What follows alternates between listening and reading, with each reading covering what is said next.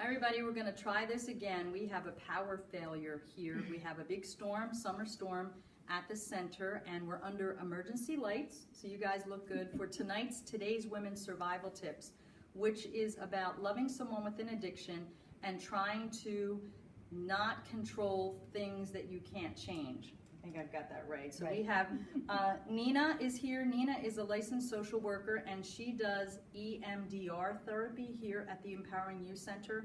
Eye movement, desensitization, reprocessing, which helps the brain to basically rewire itself and turn thinking that might have been destructive into more positive thoughts about yourself and about your situation. And it can actually work pretty well with addictions. Addictions, and what other things does it work for? Usually people with underlying trauma issues, that if you're feeling like stuck, that perhaps you've gone through something in your life and you might say, if this didn't happen to me, I could do this. Or even performance enhancement, that if you're gonna take a test and if you're nervous, or if you were going to give a presentation and you got butterflies in your stomach and you really wanted to nail that presentation or take that test, and you wanted to be the best person you could be and not feel anxious and feel calm and cool and confident. It can work well for that too, to actually enhance yourself and your skills, so you don't have that upsetting feeling in your stomach, but you walk into it feeling more of like, I got this, I can do this. And that's retraining the brain? It's retraining, yes. So you're actually building new neural networks in your brain. So basically cutting off the old ones that were unhelpful ways of thinking and making new paths. And I know you teach a workshop here called Preventing or Overcoming Overthinking, because a lot of stress is caused by people who think, what should I do about this and what should I do about that? And you do all that overthinking, and EMDR therapy actually works for that too. It does, yeah. It actually helps to kind of just quiet the brain, because a lot of times when we're overthinking, we're thinking about what could happen, what might happen. So we spend so much time fixated on what could happen that we don't actually think about, well, what happens if it never happens? How would life be different? Right. So it helps us to stay present and being mindful and in the moment. And also we have here, thank you Nina, Deb is a life coach here with us. And Deb, what kind of things do people see you for here at the Empowering Youth Center? Well, they have seen me for grief and loss coaching, and also for what is next in their life. What do they want to do next in their life? And also for just trying to get to that next place in life and getting through those stuck places. That's what life coaching does. And so if you're listening and you say, that's great, does insurance cover EMDR therapy? Yes, and you might be able to find a clinical social worker or a professional counselor that is certified or trained in EMDR that takes insurance. So yes, it's just a modality of therapy. So a lot of therapists use different approaches. Mine specifically is, I usually use EMDR with most of my clients. And life coaching is not. If you wanted to see Nina and you are not able to afford it, we do have assistance through Pillars of Light and Love. You can apply for 6 free sessions for therapy or life coaching or any other services that we have at the Empowering Youth Center. So that's our little commercial for tonight. I want to see how we look on here if we're live, because we're going over cellular, and I can't even see us, so I'm going to assume that we're there. And if anybody is online watching us right now, if you can just comment below. Thank you, we have someone volunteering tonight. Do we have people signed in? Can you see? And people are saying, okay, good. So we're sorry about the lighting, but that's because we have a power failure here. So tonight's topic is a little short version of a workshop that Nina teaches, because she specializes with those with addiction in her daily job. And tonight is loving someone with an addiction. So we're gonna start there, and then it also piggybacks on trying to get some tips from Deb about trying to change something you can't control. And that can be loving someone with an addiction. You can't control that and what to do, but there are other things in life that you try to change and you just can't control. Number one, a person. Right. You cannot Right. control someone, you cannot change someone until they're what? Ready, Ready, willing, and then you can help them be able, right? That's what Right. you both do. You help someone who's able to do that. So, Nina, we all know that anyone who has an addiction and you're trying to help them, it's a struggle. It's a daily struggle. What advice do you have for someone who has a child, who has a spouse, who has a loved one with an addiction? You deal with this all the time. What do you recommend?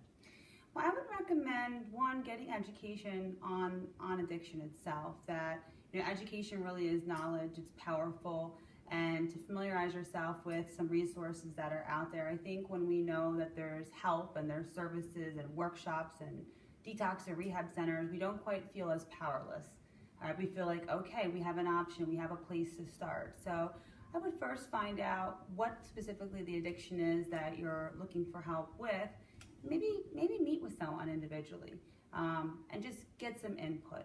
I also think it's important to, you know, talk to this person who has an addiction from a place of love. That you might find that you want to blame or point fingers, or there could be a lot of anger there. But generally, as humans, we don't respond very well to anger, and we're more likely to listen if someone is kind to us, if someone's really there, they're being supportive. So I would really try to check yourself and see, hey, what's going on with me emotionally, and how can I be there for that other person? But it gets hard. Right, so it depends on what length you are and where you're at in this whole realm of addiction. Okay, so if it's in the very beginning, you might be more likely to help or want to help. And if you've been through, you know, multiple treatment centers, multiple relapses, you know, had trust violated, items stolen from your house, you name it, it can get much, much harder.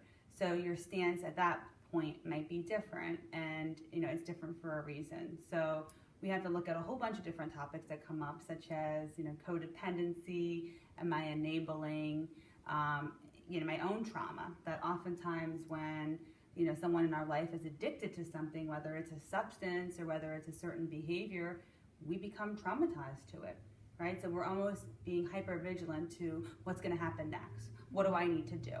So I really encourage practicing self-care, that you can't help anyone else until you're okay. And there's a saying that, you know, the captain can't go down with the ship. That if we're not all right, we're going to go down too. So think about, what kind of shifts do you need to make to be okay for right now? And how do you do that when it's someone who is living in your house? They may be stealing from you, and you've tried to do everything and you can't reach them. You can't get them to go to rehab, or they've been to rehab and it's not working, or it's not working and they're still addicted. How do you handle that frustration, that stress, that daily sleeping with one eye open kind of thing? What do you do? So I don't think there's an easy 1, 2, 3, 4, this is how you do it, because I think for every family it's unique and it's different. But some tips and some suggestions that families have made over time, or that what I have heard has been helpful, or things that I would recommend, would be to sit down with that person and to work on an agreement together. That rather than talking at the person, talk with them and say, hey, this situation, we need to do something about this. So can we have some type of an agreement that if you're doing this, this is how I'm going to respond, and see how that works. So I think with any kind of agreement, that if it's not working, there's a consequence for it. So we obviously need to talk about, well, what are the consequences if the agreement doesn't work? The other thing I would have you look at is, what's the payoff? So what do we get from that? So if we are letting someone stay in our home, whether it's our husband, wife, child, aunt, uncle, parents, you name it, and we're saying, okay, you can sleep here, and this person has violated our boundaries, physically, emotionally, spiritually, and we're taking a back seat and not doing anything about it, there is some type of payoff to it. So what are we getting from that? Is it control? You know, is it that we know what's going on? Is it, you know, feeling afraid to make a change, just letting go of that person? So really thinking about, you know, that person could be living in our home and doing all these things to us, and you might say, well, at least I know that they're alive. But then again, it's am I enabling them? You know, is this actually helping them or is it hurting them? So I would look at small places that I think change in general is scary for a lot of people. That if someone has an addiction and we say, hey, you can't use ever again, that's going to seem completely overwhelming. And so, Question? yes, a question. Question. Please, yes, write your questions, and there we have somebody monitoring for us. So go ahead. What do you think about the insurance company only paying for the initial detox and not the real work that must be done? Direct correlation with the amount of time in rehab and aftercare and relapses. Correct. So insurance companies, always a hot topic and so much fun. So different insurance companies pay for different things. What we find here in Pennsylvania is a lot of commercial insurances will give individuals a short detox stay. And we're looking at detox as being, 5 to 8 days. And perhaps a short rehab stay of a few weeks. Sometimes the insurance through the state, Medicaid, might cover 30 days, and then oftentimes additional services are approved, such as long-term rehab or a halfway house. So what happened is over time, back years ago, you would be able to get 6 months in a treatment center, and people had more time sober. They had more time in recovery because the research out there shows the longer you stay in treatment, the better your outcome. So for anyone out there who says, my loved one needs to get to treatment, encourage them to stay as long as possible because it takes time. The brain chemistry goes through some changes. There's something called post-acute withdrawal that it actually doesn't even come up until about 3 to 6 months after you quit using. So 3 to 6 months, we know that most people are out of rehab at that time. And that's why there needs to be, the most important part really is continuing care plans, that if someone goes into a treatment center, what is the plan for them? We can't have this magical expectation that, okay, they spent 2-3 weeks in a treatment center and now they're no longer going to be addicted. That sounds so silly. Think about that. That's not. We don't go to a gym for a month and say, okay, I don't have to go anymore because I lost the weight that I need to lose. We know that we have to keep going to maintain that. So we have to say, what are you going to keep doing to maintain your recovery? But not just for the person who's addicted, but for the family as a whole. Okay, so when one person moves, that creates a wave, okay, and everyone else in the family is going to feel that. So everyone else needs to move just, a little bit at a time. So if that person makes a commitment to abstinence and they say, I'm really going to do this recovery thing, then mom, dad, whoever, sister, brother, what are you going to do? What's going to change on your end? So it's about that balance. But the insurance companies, there definitely are some restrictions, but I can tell you that there's been people out there who have been able to recover and they never even step foot into a rehab facility. How? So How? some people How does need that it, happen? some people don't. So I think it's really about connection. I think it's when you meet people in your life and you connect with them, you can be helped. So the people that I have met that have been able to do that have walked into 12-step meetings. And they had met people who had time and sobriety that kind of took them and put them under their arm, and carried them and said, I got you, you call me if you need anything.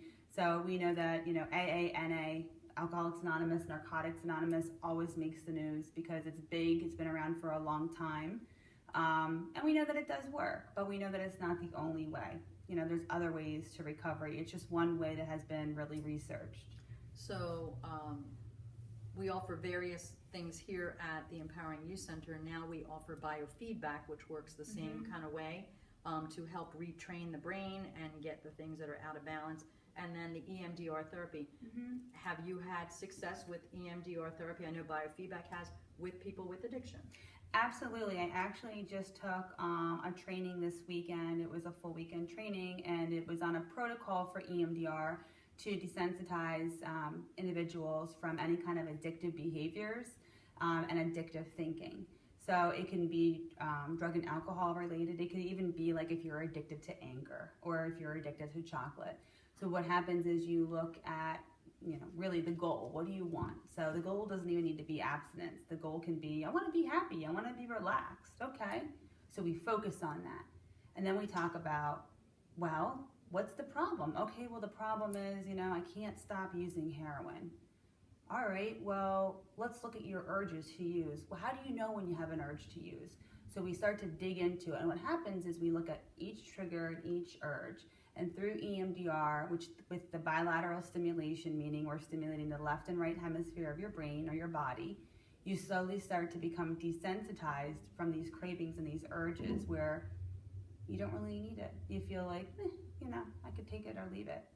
So, even with heroin, because I understand Yes. like heroin is something that the minute you do it, you're addicted, is what I hear. And you tell me, because you're the expert, you understand more.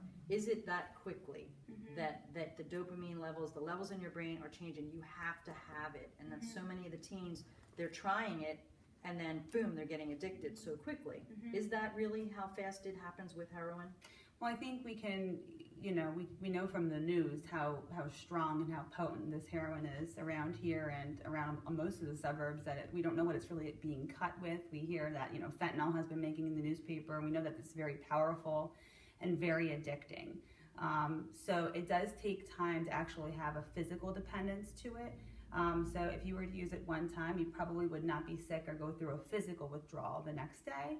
But there would definitely be a psychological part, because it is releasing dopamine at an accelerated speed. So when you stop using, that's why people feel so blah, because your brain's pumping this out so fast when you're using, and then all of a sudden you take it away from you, and now it's like your brain doesn't know what to do. It's like, well, what? I don't feel anything. I feel kind of numb. I feel blah.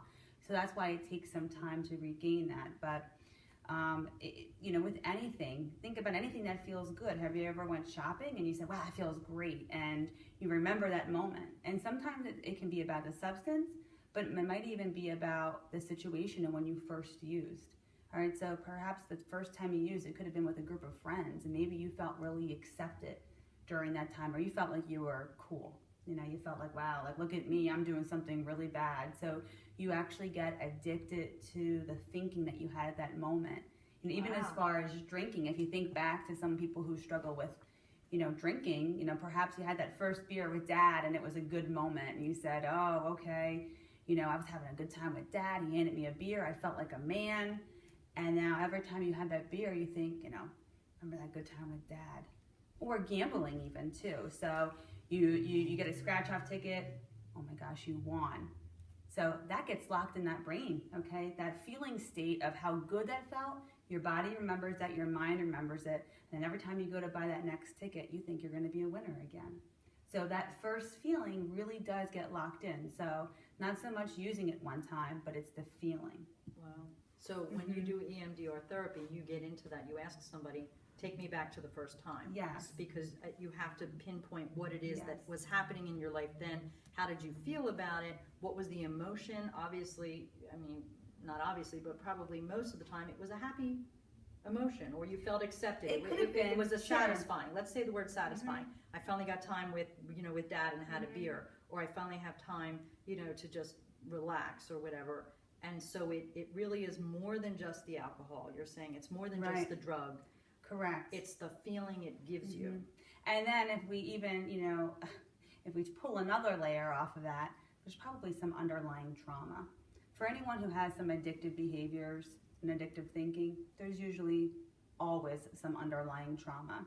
I believe the research out there shows that those who struggle with addictions, about 94% of them have some type of underlying trauma. What I mean by that is it could be, early childhood abuse or neglect. It could be sexual abuse.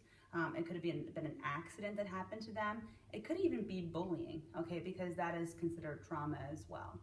So we always want to take a look and say, well, what was happening before you got addicted, or what was happening in your life when you started to use? And what happens is when a person stops using, they stop using, you take that away, the trauma pops up.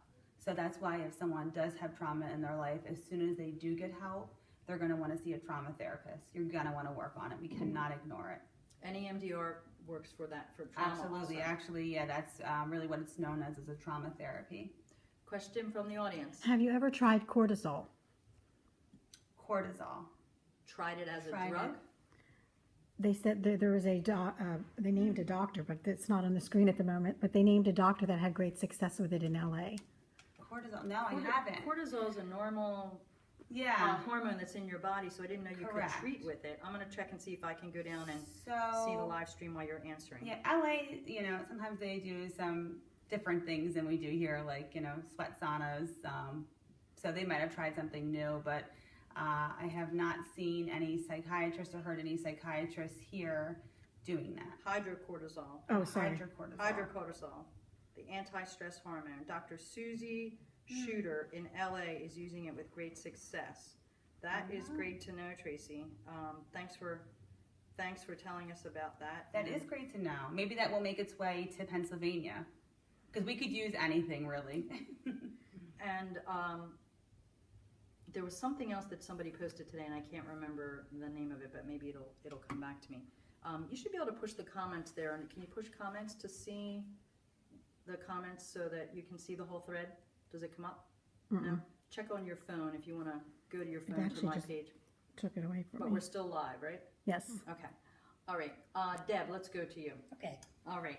So you have that desire, that wanting to change the person. Oh, yes, and that's so hard when you see someone going down a path that you feel isn't the right path, and they're hurting themselves, and you so much want to reach out and just say, stop, let me help you. And unless they're ready for that, there's not anything that you can do except for love. Send them love, be loving, but you still have your boundaries that you have to set up for yourself. And you cannot let that person cross those boundaries. And you have to remember, they're not, I hate to say they're not in their right mind, but they're being ruled by their addiction, by whatever is controlling them. And you can't. And you want to get them help. Definitely. But we said in the very beginning, it's hard to help somebody until they're ready. How do you watch someone spiral and going down? And is it true that somebody has to hit bottom? No, I don't think anyone has to I don't go think through so more either. pain. Because I think a lot of people think that somebody's, they're not going to get help and they're not going to be ready for help until they go all the way down and all the way down. And that's... That can be so discouraging. And to project that thought to that person, that's so, it doesn't give them that incentive. If that's your thought pattern and you're going to give that to them, then that's what they'll do, is they'll spiral right on down, and you don't want to see that happen. So if you can continue to feed them information, feed them support, bring them to some place where they want to go to. And if you're dealing with a younger person, they may kick and scream and not want to go for help, but get them in the car and make them go. So there's a point where in my opinion, if it's somebody who's under 18 or even 21, you have to do it. You have to get them. And there's so many people who I've heard through the suicide prevention programs that we're learning about, so many people who have attempted suicide who said, if somebody would have just reached out their hand to me, and like, they can't do it themselves. No, like they can't. they want somebody to do it. They're not for strong them. enough to do it themselves, And they don't know what to do. They don't know what to do, and they need somebody to just say, come on, Deb, let's go now. It's a sense of relief when someone does do that, and they may kick and scream and say no, and fight you all the way, but inside there's a part of them that's saying thank you. Nina, I was just going to say too that sometimes family members say, if I talk about the addiction, then they're going to think that I think that they're using, or I'm going to give them the idea. Same thing with suicide is, if you talk about someone, saying, do you have any thoughts of hurting yourself or harming yourself? You're not planting that seed. So if you talk about someone's recovery, you're not putting in their mind about using again. If they're thinking about using, that thought is there before you brought that up. Just like if they're thinking about suicide. If they're actually really thinking about that, that's in their brain long before you bring it up to them. But you can't sit back and ignore it and just hold back and say, well, I'm going to wait for them to say something. So part of your responsibility of your own recovery is to really assert yourself. but when it's a child, we have a 200% increase in suicide among 11 to 17-year-olds. That's awful. It's so scary. It's shattering. Yes, it's it shattering. And we've had the suicide prevention training here. We have a mental health advocate here who is willing to meet with families and especially children who have had suicide attempts, and maybe other kinds of therapy is not working and they just want some talk therapy. We have that available now. Heidi is here at our center. And EMDR therapy would help with that too. Absolutely. And life coaching would help the family Yes. too. We have a lot of resources here at the Empowering Youth Center. And again, if you can't afford the services and you can apply through Pillars of Light and Love. That's why we do our fundraising to raise the money. We have a teen empowerment program going on right now. And what we've asked the teens to do in this program, and the majority of them right now in the program are 13 to 15 years old. And we asked them to write a completion of this phrase, I wish. And I said, it's anonymous, just leave it on the desk when you leave. And we've collected well over 35 of these, and they're basically all the same. I wish my parents would value my opinion. I wish my dad would spend more time with me. I wish I had more quality time with my mom. Now, these are teens who probably aren't voicing that to their parents, but this is what they're wishing in their heart. And we said, you know, healing someone is all about connection, and it's all about having somebody there. But we as humans have a difficult time being vulnerable and admitting that we need help. And the one thing you want to do as the parent or the adult or teacher, whatever, you want to reach out to that person because they don't know what to say, and they're also very defensive. And so they're gonna, it's just, to put it, it's not cool to ask for help. So how do you do that as a parent? Because we know that if we don't heal these feelings and these needs at 13, 14, 15, they're probably going to turn to alcohol. They're probably going to turn to drugs if their needs are not being met. So what do you recommend, Deb, for the kids are not going to say it. They don't even want their parents to know. They don't know how to verbalize it. So what do you recommend for a parent to do? First of all, the parent needs to really educate themselves and to go and seek help on how to communicate with your child. So when you're knee deep in this, you can be very defensive and angry. And it's like, I'm trying to do the best I can for you. Listen up. And you get really upset with them.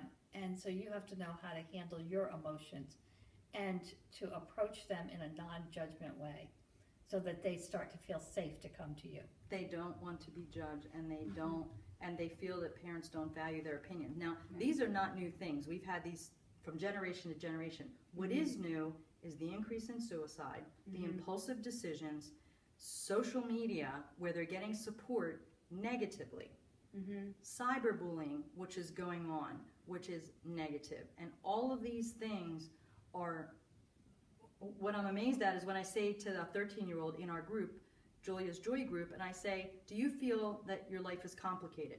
The whole room raises their hand. At 13. 13, they feel their life is complicated and overwhelming. And what do they say it's from? School, parents, siblings. They're normal things that we've had to deal with. But what we know is that if we don't heal these things, it's going to turn to addiction because it's that constant, I don't feel worthy, I don't feel connected or loved, I don't feel part of things. What happens? The brain starts to keep those negative thoughts, and then that causes what? The downward, the thoughts get obsessive too, right? And that can be, you can be addicted to negative emotions. Absolutely. Right, so you're getting something out of it. So even if you're like, we can become addicted to anger, we can become addicted to shame. And what we're doing is every time we're getting fed that from someone, we're just strengthening that connection. And you're thinking of a rope, and a rope has numerous little threads that make it into a rope. And if we're getting so much negative feedback and we're letting that into us, that's just getting stronger and stronger, that connection. And then we have to figure out a way to, how do we break this? And I think sometimes parents and caregivers and just relatives and close friends, we don't sometimes see it until it's too late, and then we want an immediate change. And this didn't happen overnight, and it's not going to be fixed overnight. So you have to kind of ask yourself, what am I doing today to really help this situation? And what I was hearing is, the kids and just people in general want validation. Absolutely. Not to be told how they should feel or to feel bad, but to feel validated that, yeah, that I do hear you, this does stink, that is hard. And then empathy, so don't look down or to say, oh, well, sorry to hear that. But in my day, I used to walk a mile to school. Right. In my day, we hear those things, but that's how a lot of us learned how to parent from our parents. And we didn't learn. There were no parenting classes, although we have some here at the center, and we're actually developing a parenting class based on the responses we're getting from the teens. But it's about, not judging right away. Oh, don't worry about that. You'll get over it. That's what we do naturally, and that's the worst thing you can do. Don't do that, right? Because that doesn't honor that child, even though he or she is like 13, teenager.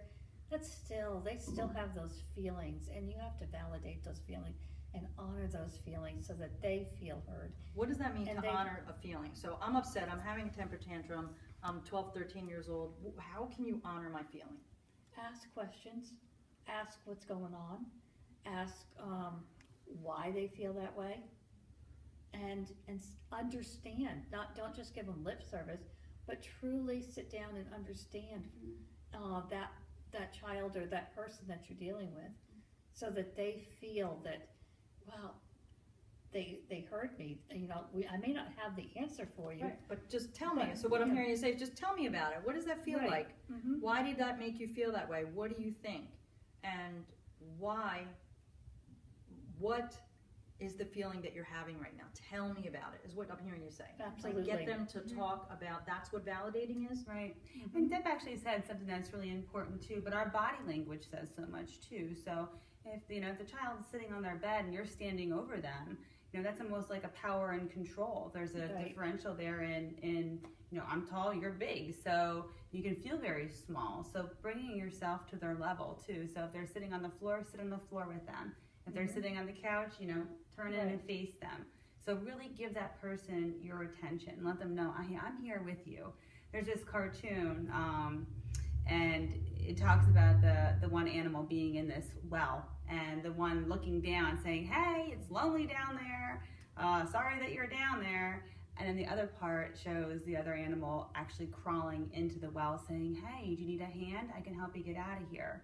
So what do you want to do? Be you talking down to the person, or do you actually want to be with them saying, I'm here, I can support you, this is how I can help? And again, you might have that, we have different roles in our family, and some people like to be that hero. They want to swoop in, they want to fix everything. This really isn't about fixing, because if you do everything, the minute you stop doing it, it will crumble. They won't know so what to do. This is about equally sharing responsibility. Is that where enabling comes in? Where Correct. you're doing everything for somebody? Yes. I've been an enabler most of my life. I admit it. I try to fix everything. I try to make it. We do that. But when it comes to loving someone, when it comes to loving someone with addiction, that's not doing them any good.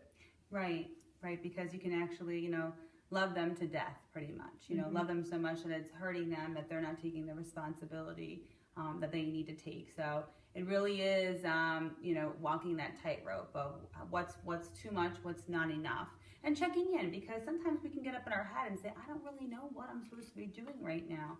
So get yourself to a group. Sometimes if you're having a hard time with this, but you're sharing with other men or women, and they're saying, no, you're doing the right thing, you might feel a little bit better and have a little bit stronger of a sense of, I can do this, I can say no. Or, you know what, I can be a little bit vulnerable. So we can't expect someone to be vulnerable and talk about their deepest, darkest secrets of why they're using or why they're engaging in this behavior if we're not going to open up to them. So we get back from them what we put out there. So you have to really think about, am I hiding something? Am I being honest? Am I being true to myself? If I'm not going to get anything that I want from that other person. So again, the change really starts with you. And when we said before that sometimes somebody doesn't have to get all the way down to their lowest before they'll affect change. Correct. What do you see? Like, where does somebody get, what's the trigger, or is there no real answer as to when somebody's ready to seek help and ready to be rehabilitated and does their part? When is there anything that you see the people, I know you said It's when they meet a connection with the right person. Mm-hmm. Is that when it's the right person, that's where you see the most success in maintaining sobriety? I think anything can really motivate someone into recovery. So oftentimes people become motivated for recovery for reasons other than themselves. So in the beginning, being in an inpatient center, someone might walk in that door because they could say, like, my probation officer is going to lock me up, or I'm going to lose my job if I don't get here, or I'm on the verge of a divorce, or my kids won't talk to me, or I'm failing out of college. You see where I'm going here? The list keeps going on. Mm-hmm. So anything can really push someone into recovery, but that's not enough to sustain them, because over time those things will either get better or it won't become a priority. But the goal is once they get there, they'll see that I need this in my life for other reasons. So whatever pushes someone into recovery is fine, but there needs to be more than that for them to actually stay there. Sometimes people get scared into it because of their health. I'm drinking so much, my liver's bad now. Or I've been shooting heroin and, now I have hepatitis C, or I'm getting these infections. Okay, well, over time you will heal from most things, and you might forget about that. It's kind of like childbirth. You have a child and you say, geez, that was painful, I'm never going to do that again. And then before you know it, some people have their next child and they say, well, I kind of forgot that feeling. So we need to look at what's really going to motivate them to create long sustaining changes for the recovery and keep them going. So if we think about the stages of change, they need to find a way to keep maintaining that, because if we don't maintain it, we're going to slide back and we're going to start thinking about, well, why was recovery good? Usually people will think about using when they don't like the way that they're feeling, because most of the time you're putting a substance in your body when you want to feel different. And people will put something in because they want to feel happy and celebrate, or they're feeling depressed and they want to feel better, or they're just in general feeling too much and they want to de-stress. So using is usually always about wanting to change your body state from hyper to relaxed, or vice versa. So I like to think about incorporating some other exercises, de-stressing exercises, relaxation techniques, mindfulness, meditation, that, if we put those kind of things into our life, we'll be less likely to think about a drug or a substance that will do that for us, that leads to unhealthy consequences. And trying to teach teens of the consequences. If you do this, this could happen, this could happen. We want to help those who are addicted. We also want to prevent it from happening, and what we're learning is this lack of validation, this feeling that someone is not worthy, or that no one's listening to them, or no one cares about them. That can be a child, it can be self-esteem. It starts to form at 6 years old, and it can be a teenager, it can be an adult, it can be an elderly person. If you don't feel that someone cares about you, you can start to slide and look for your happiness in unhealthy ways. Deb, so as a life coach, where should they look for their joy or their happiness or that feeling? Is it on the outside? It's on the inside. It doesn't matter, whatever's going on around you, you've got to get that feeling of joy, the feeling of embracing something that's good. And it could just be, we just had a wonderful thunderstorm. A wonderful thunderstorm that knocked our power out. If you're wondering why we're half in the dark here, we're still out of power here, which is working well on the lights. I think you guys look great. When you look at something like that, you turned a situation around that, oh my gosh, the lights went out. What joy did we find here, though? Yeah. We're having a good time. Yeah. So we took something that was like, oh my gosh, the lights are out, it's pouring rain, bad storm, but, well, I'm here with these wonderful people and giving this wonderful information. You're all here online with us. Yes, to the people online, and giving this, and so that's our joy. So where can you find something good in a situation? And you could just be sitting on the couch petting your cat, and that can give you that joy. Feeling of But peace. I think that's what a lot of us are missing. The simple things in life can bring, we think that it has to come from out here, that I have to buy something and I have to have the best this, and I'm entitled to that, and I need this, or I need the best new cell phone, or I need 100 likes on my post, or, talk about social media. I think this, I'm in the dark. I think that this is an addiction. Here, we have a question? Yes, go. How do you suggest keeping a relationship with someone who just will not choose recovery for themselves? I don't enable this person, but just speaking to them causes me deep heartache to the point I avoid them. Who wants to take that one? Well, first of all, I would say it would depend on the relationship. Is that your child? Because you just don't give up on your child. But if it's, a friend or acquaintance, love them from afar, but keep encouraging and supporting to give them the information that they need to help in their recovery, and see if they can, grasp something. Even if you leave some literature or you send some literature to them, email them a group, something along that line. The parent. So you're saying, so it's a parent? So it's a parent, It's and a you've parent. tried to help and tried to help and tried to help. And sometimes, so Deb, this was one of our other topics, how can you change something that you can't control? You just, again, you keep reaching out and giving the information. And if that child is It's the child, it's the parent who they can't change. right, you They can't change their parent. Okay.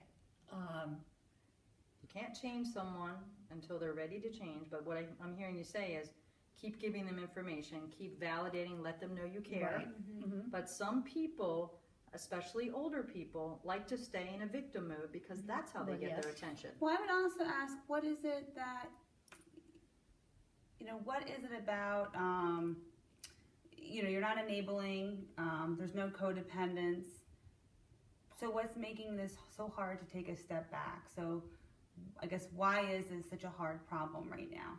So we know that yes, it's a child. So yes, The child is their parent is the one who has the problem. Oh, The parent is the okay. one who has the Let problem. me reverse this Right. then. So Right. it's the older person has the problem. Yes.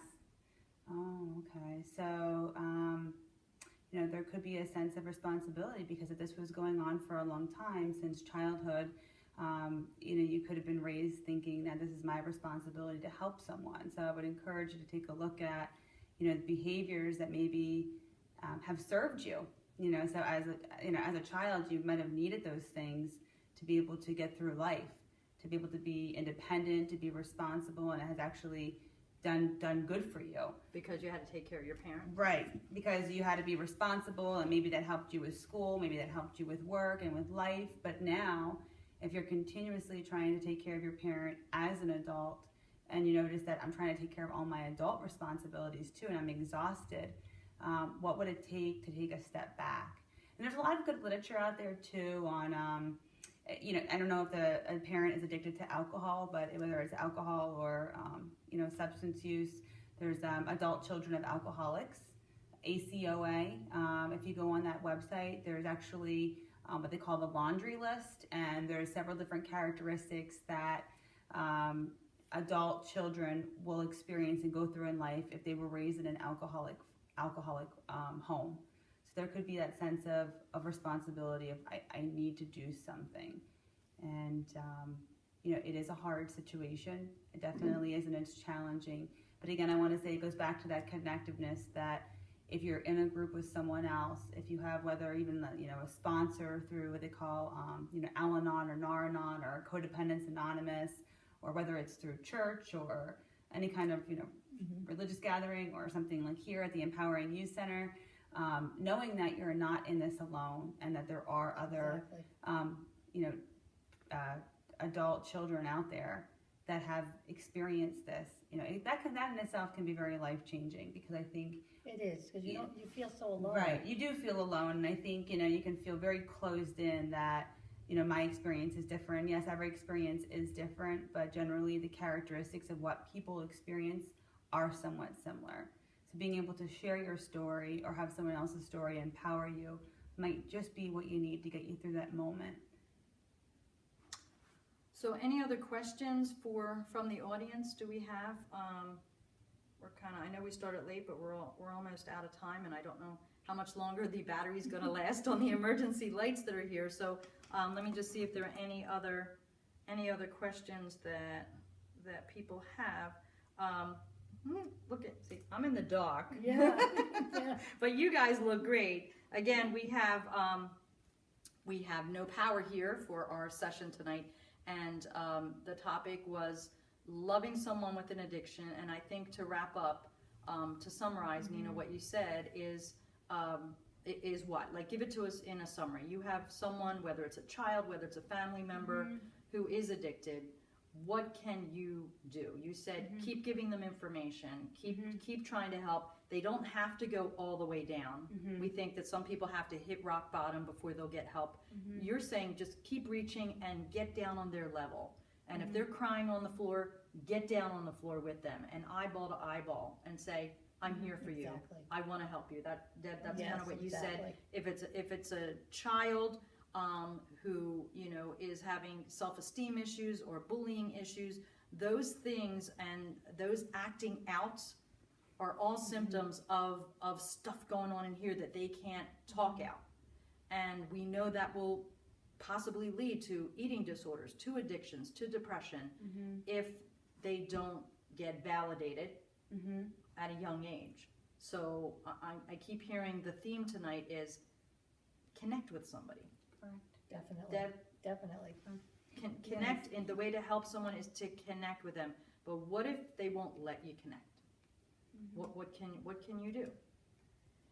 You just keep trying, and you may be able to find someone else that they will connect with, and they will have better success. That they might trust. Right. And one of the things finding the right doctor, finding the right therapist, Exactly. finding the right life coach, finding the right therapy, keep moving forward. Right, and I was going to say, I think we connect differently. So, you know, some of us connect just by sitting and talking and we feel like a sense of belonging. Other of us connect through activities. So, you know, sometimes if you're sitting down with your child and you're saying, hey, tell me what's going on, they're probably not going to say much of anything. You get someone out in the yard, you're throwing a ball back and forth with them, you take a walk, they might start to open up more. So generally when we're doing an activity and we start talking about our feelings, we're more likely to open up versus just sitting here. You know, just thinking about that too. So some of us are visual, some of us need to be in person. So think about, if you're really trying to talk to them, not what's the best way for you to communicate, but how do they like to communicate? What's the best way to be heard? And it is really common to pick up your phone and say, hey, I'm just going to text a person. But when we text someone, we can't hear in their voice how they're feeling. We can't hear if someone's crying. We can't hear if they're distressed. We can't hear if there's anger going on. So we really need to not always text, but pick up the phone and make sure that we hear their voice or try to find a way to actually talk in person. Deb, wrap up on trying to change something that you can't control. So someone with an addiction, you can't control that. What do you recommend? I would recommend that you seek help as to how to do it. Okay. And the more information that you can get for yourself, and also seek help in just soothing your soul, soothing your spirit, and because you're hurting, so you want to also take care of yourself. So self-care, Yes. acceptance of the other person for who they are. They've got an issue. Finding out what triggers that issue. So if you're just tuning in, I thought it was very interesting to hear that if someone is addicted to alcohol, to drugs, to shopping, to social media, to whatever, when was the first time that they used the substance or did it, and what did that do for them? What pleasure did it give them? That addiction to the feeling can be more so happening faster than the dopamine and everything else, the chemical reaction. Going back to that, and Nina does EMDR therapy, and that walks through that. Deb is a life coach here, the talking through the issues and the challenges, and feeling that you don't feel worthy, and feeling that maybe you have negative thoughts that just keep coming and you're putting yourself down and not being able to find your joy. We have several life coaches, we have several stress relief therapies here at the Empowering You Center, and we would love to see you in one of our groups. We have a Wednesday night group that has been going on for 18 months now. On Wednesday night, 7 to 9, and that is I am broken and ready to fix me. And that's a transformational group of people who are ready to say, okay, I have a problem and I don't know what to do. And that group has been going on for 18 months. And some of the people from the very beginning, a lot of them have stayed in it to help inspire other people. It's not an AA or an NA. It's just like, life is not working for me and I don't know what to do. Maybe they've gotten divorced, maybe they lost their job, maybe they're just down and out and they need somebody. So we have that group. We have our Julia's Joy program. We actually, based on feedback, have added a version of it that's starting next Sunday for 11 and 12-year-olds, because we're finding the younger kids need this too. The pressure to fit in, the how to communicate effectively, their feelings, how to handle feelings, the good, the bad, the ugly, and how to use I statements of, you know, I feel frustrated when I hear you do this, which you can use with someone who's addicted too. Correct. The I statements or something that you would recommend. Absolutely. If you think about it, as soon as you say something like you need to change, someone's walls are going to go up immediately. Yes. So they just stop listening, and you don't have their respect or their attention in that moment. So when we put it on ourselves and say, well, I feel this way, someone's more likely to listen. And I do a workshop, Loving Someone with Addiction, and that's on a Thursday. I believe it's the third Thursday of every month. And I usually always have people show up who want to learn some skills, some techniques, or just vent, or just get some support of living with someone in their life who is addicted, and how it's been affecting them emotionally, spiritually, socially. And sharing with others who are going through the same thing. Absolutely. That's a wonderful group. I know Yes. that's going very, very well too. So that, and tomorrow night we have our first group for families of children who have chosen suicide. It's our first support group tomorrow night with that. So when we see a need starting in the community, we are here to help that. If there's a group that you would like us to have, we have several already started, new groups, so please go to our website, pillarsoflightandlove.org, or you can go to the Empowering You, the letter U, center.com. We have people here to help you. Next week on today's Women's Survival Tips, although anybody can listen is going to be about relationships between couples and strengthening relationships. And we're going to have Genia and Jesse, her husband Silva, who are just amazing, and they will be my guests next week. So I want to thank you, ladies. Thank you so much. Thank you for being here. Thank you for our helper, and thank you for the emergency lights in the storm, because they made you guys look awesome. So we're going to sign off, and thank you for tuning in. If you have any private questions, just inbox me and I can connect you with anybody who, based on what you need, I know a lot of people, a lot of great people who can help. So thank you for tuning in, and we'll see you next time. Take care.